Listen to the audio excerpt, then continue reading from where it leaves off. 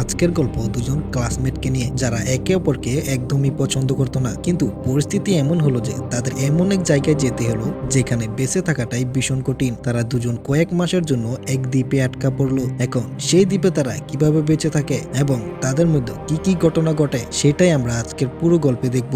গল্পের শুরুতে আমরা এক অপরূপ সুন্দরী মেয়ে এমাকে দেখি, যে সকালে ঘুম থেকে উঠে স্কুল যাওয়ার জন্য তৈরি হচ্ছে। এমা স্কুলের এক মেধাবী আর জনপ্রিয় ছাত্রী, যার অনেক বন্ধু রয়েছে। অন্যদিকে আমরা ডিনকে দেখি, যে খুবই অলস ছেলে। সে দেরি করে ঘুম থেকে উঠে আর উঠেই সোজা ভিডিও গেম খেলতে বসে যায়। তখন তার বাবা এসে তাকে বকাঝকা করেন আর স্কুলে যেতে বলেন। বাবার তার ছেলের জন্য খুব চিন্তা হয়। সেদিন ক্লাসে শিক্ষক ঘোষণা দেন যে পরের দিন সকাল 7টায় টিপে যাওয়ার জন্য বাস ছাড়বে। তখনই এমা ক্লাসে দেরি করে ঢুকে আর ডিনও তার পেছনে এসে এমার সঙ্গে ধাক্কা খায়। সে মজা করে বলে, সরি পাপা রাজকুমারী। এরপর শিক্ষক টিপ সম্পর্কে বিস্তারিত জানান। তখন লি এমাকে বলে যে ডিনো টিপে যাচ্ছে তার বাবার টাকার জোরে। লাঞ্চ টাইমে লি তার বন্ধুদের বলে যে সকালে এমা আর স্টিভেনের মধ্যে কিছু একটা চলছে। সে বলে টিপে আমরা জাদু করে এমা আর স্টিভেনের মধ্যে কাণ্ড ঘটিয়ে ছাড়বো। কিন্তু এমা বলে এসব বাদ দাও, টিপে মন দাও। গল্প করতে করতে এমার চোখ যায় ডিনের দিকে। সে তখন একটা ছুরি দিয়ে আপেল কাটছিল। ঠিক তখনই এক ম্যাডাম এসে ডিনকে বকাঝকা করতে লাগলো যে স্কুলে সে ছুরি কেন এনেছে।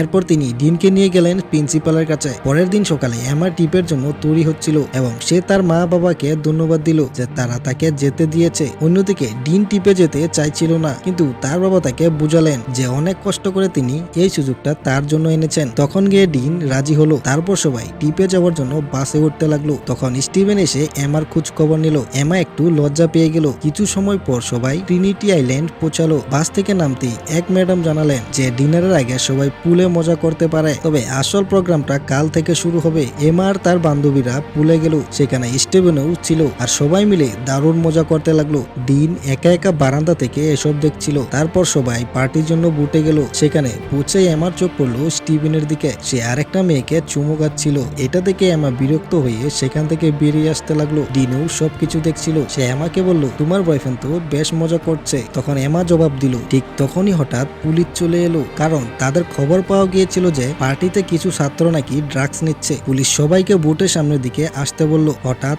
এমার পা ফসকে গেল এবং সে পানিতে পড়ে গেল। এটা দেখে ডিন সঙ্গে সঙ্গেই পানিতে ঝাঁপ দিল এবং এমাকে বাঁচিয়ে একটা ছোট নৌকার কাছে নিয়ে এলো। ওই নৌকাটা বড় বুটের সঙ্গে একটা দড়ি দিয়ে বাঁধা ছিল, তাই ডিন দড়িটা কেটে দিল। এমা অবাক হয়ে জিজ্ঞেস করলো, তুমি এটা কেন করলে? ডিন বলল, আমি পুলিশের ঝামেলায় জড়াতে চাই না। পুলিশ চলে গেলে আমরা আবার বড় বুটে ফিরে যাব। কিন্তু কিছুক্ষণ পরে দেখা গেল বড় বুটটা তাদের থেকে অনেক দূরে চলে গেছে। আর ঠিক তখনই ভয়ঙ্কর জ্বর আসতে শুরু করলো। ডিন দেখতে পেল যেই নৌকায় তারা আছে সেটাতে কোনো মোটর নেই। হঠাৎ এক বিশাল ঢেউ তাদের সামনে এসে পড়লো আর তারা দুজন নৌকাটা আঁকড়ে ধরলো। সকালে ঢেউয়ের সঙ্গে বেশে বেশে তারা পৌঁছে গেল আরব সাগরে। ডিনের ফোনটা বীজে নষ্ট হয়ে গিয়েছিল, তাই সে এমার ফোন চাইলো, কিন্তু তাতেও কোনো নেটওয়ার্ক ছিল না। এমা বলল, আমাদের পার্টির বুটটার পিছনে যাওয়া উচিত ছিল। ডিন জবাব দিল, চিন্তা করো না, কেউ না কেউ আমাদের খুঁজে নেবে। ঠিক তখনই আমার দূরে একটা দ্বীপ দেখতে পেল। এরপর ডিন নৌকাটা সেই দিকে ঘুরিয়ে দিল। অনেক কষ্টের পর তারা দুজন অবশেষে ওই দ্বীপে পৌঁছে গেল। ডিন নৌকাটায় একটা ফ্লেয়ার গান খুঁজে পেল এবং সেটা সে নিজের কাছে রেখে দিল। তারপর তারা আশা নিয়ে দ্বীপের ভেতরে এগিয়ে গেল, যদি কোথাও সাহায্য মিলে। এদিকে হোটেলের আগের রাতের পার্টির কারণে শিক্ষক পুরো টিপটাই ক্যান্সেল করে দিলেন। তখন লিজি ম্যাডামকে বলেন যে এমা এখনো হোটেলে ফেরেনি। সে জানালো শেষবার সে আমাকে পার্টির বুটেই দেখেছিল। এরপর শিক্ষক সবার উপস্থিতি নিলেন এবং বোঝা গেল ডিনও নিখোঁজ। তখনই তারা বুঝতে পারলো এমা আর ডিন দুজনে গ্রুপ থেকে হারিয়ে গেছে। পুলিশ এসে বলল এমন ঘটনা প্রায়ই ঘটে, হতে পারে তারা নিজেরাই ফিরে আসবে, কিন্তু যদি তারা সমুদ্রে কোথাও আটকে পড়ে থাকে তবে তাদের খুঁজে পাওয়া কঠিন হবে। এদিকে এমা আর ডিন সামনে এগোতে লাগলো। কিছুটা পথ পেরিয়ে তারা জঙ্গলের ভেতরে একটা দারুণ সুন্দর ঝর্ণা দেখতে পেল। জায়গাটা ডিনের খুব ভালো লাগলো, তাই সে আমাকে বলল, আমার একটা ছবি তুলে দাও। কিন্তু এমা রেগে গিয়ে বলল, আমরা এখানে আটকা পড়েছি আর তোমার এসব মজা করার সময়। এই টিপ থেকে আমি প্রজেক্টে ভালো নম্বর আশা করেছিলাম। আমাকে ভালো ইউনিভার্সিটিতে পড়তে হবে। যদি আমরা তাড়াতাড়ি বের হতে না পারি তবে সব শেষ হয়ে যাবে। এরপর তারা আবার এগোতে লাগলো এবং কয়েক ঘন্টা হাঁটার পর দ্বীপের অন্য প্রান্তে পৌঁছালো, কিন্তু এখনো কোনো সাহায্য পেল না। এটা দেখে তারা আবার নৌকার দিকে ফেরার সিদ্ধান্ত নিল। তারা যখন তীরে পৌঁছালো তখন দেখলো নৌকাটা আবার সেখানে নেই। সমুদ্রের ঢেউ সেটা ভাসিয়ে নিয়ে গেছে। সেখানে শুধু একটা লাইফ জ্যাকেট পড়েছিল। পুরো দিন হাঁটার পর দুজনে ক্লান্ত হয়ে পড়েছিল আর সূর্য ডুবে যাচ্ছিল। দিন আগুন জ্বালালো এবং তারা ঠিক করলো সেখানে রাত কাটাবে। ডিন লক্ষ্য করলো এমা ঠান্ডায় কাঁপছে, তাই সে নিজের শার্ট খুলে এমাকে দিয়ে দিল। এরপর তারা কথা বলতে লাগলো। সকালে ডিম ঘুম থেকে উঠে দেখলো এমা নেই। খুঁজতে খুঁজতে সে দেখলো এমা সমুদ্র তীরে বড় বড় অক্ষরে SOS লিখছে। ডিন জিজ্ঞেস করলো, তুমি কি করছো? এমা বলল, আমাদের বাঁচার চেষ্টা করছি। এরপর ডিন সাঁতার কাটতে চলে গেল আর এমা তাকে তাকিয়ে দেখছিল।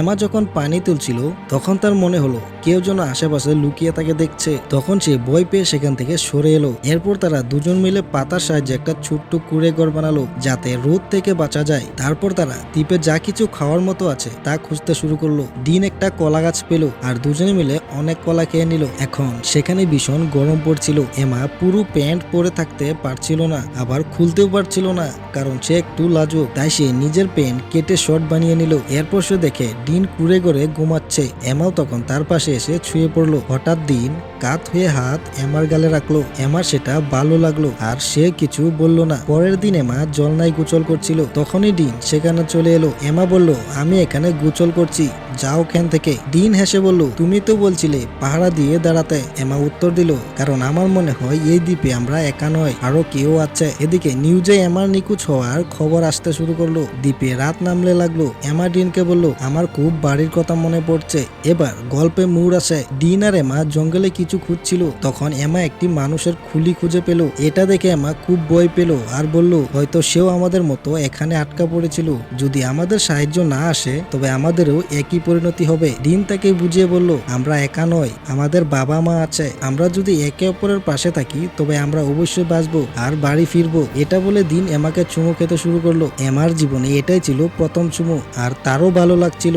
এরপর যা হওয়ার তাই হলো। তারা দুজন নিজেদের সীমা অতিক্রম করে ফেললো আর ঠিক তখনই জ্বর শুরু হলো। পরের সকালে এমা খুব খুশি ছিল কারণ সে জীবনে প্রথমবারের জ্বরের আনন্দ উপভোগ করছিল। কিন্তু ঘুম থেকে উঠে দেখলো ডিন নেই। সে ডাকতে লাগলো কিন্তু ডিন কোথাও নেই। ভয় পেয়ে সে তাকে খুঁজতে জঙ্গলের ভিতরে চলে গেল। কিছু দূরে গিয়ে সে দেখলো ডিন একটি গর্ত খুঁড়ছে। এমার কিছুই বোঝা গেল না ডিন এটা কেন করছে। ঠিক তখনই এমা পিছনে পড়ে গেল আর তার হাঁটুতে চোট লাগলো। আর তখন ডিন সঙ্গে সঙ্গে তাকে সাহায্য করলো আর তার ক্ষত পরিষ্কার করলো আর সে বলল যে কিছু হবে না। তারপর তারা দুজন ঝর্ণায় গোসল করতে গেল। সেখানে ডিন এমাকে তার মায়ের গল্প শোনালো, কিভাবে এক গাড়ি দুর্ঘটনায় তার মার মৃত্যু হয়েছিল। এমা মনোযোগ দিয়ে তার কথা শুনছিল। ঠিক তখনই বৃষ্টি শুরু হলো আর ডিন আনন্দে মেতে উঠলো। এমা সেটা দেখে খুশি হলো আর তারা একসঙ্গে বৃষ্টিতে নাচতে শুরু করলো। ডিন একটি ফুল ছেড়ে এনে এমার চুলে গুজে দিল। এমা হাসি মুখে বলল, আমার আবারও জ্বরের আনন্দ নিতে ইচ্ছা করছে। এবার ডিন আবারও জ্বর আনার প্রস্তুতি নিতে লাগলো। এদিকে খবরের চ্যানেলে জানানো হলো যে